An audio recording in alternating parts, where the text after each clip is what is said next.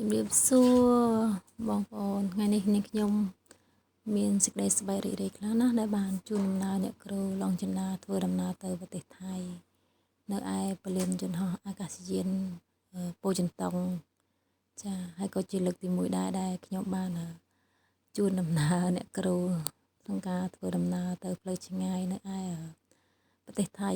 ឥឡូវនេះយើងបានចូលដល់ក្នុងពលានហើយក៏បងដែលបានអមដំណើរទៅកំពុងតែជួនអីវ៉ាន់ហើយក្នុងនោះដែរស្រីពៅបានទៅជួនដំណើរអ្នកម៉ាក់ដែរអញ្ចឹងនិយាយលា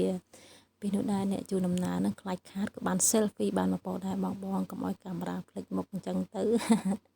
ចាជាស្រីនិយាយលេងបន្តិចចាខ្ញុំសូមជូនពរឲ្យអ្នកគ្រូម្ចាស់និងបងដែលបាន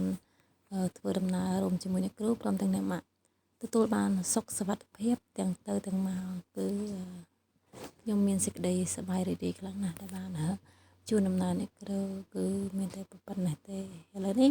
ក៏បានឆ្លៀតថតរូបជាមួយអ្នកគ្រូបានប្រហែលស្លឹកហើយឥឡូវអ្នកគ្រូម្ចាស់ក៏បានធ្វើដំណើរចូលទៅ check in ហើយនឹង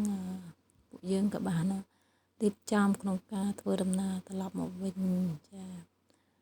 ហើយក៏មកនឹងឃើញទេសភាពស្អាតតាមផ្លូវមានព្រះអាទិត្យចែកចាំងក៏ឆ្លៀត selfie បានមកប៉ុស្តិ៍ដែរចាអរគុណបងដែលបានទស្សនាជម្រាបលាផងដែរ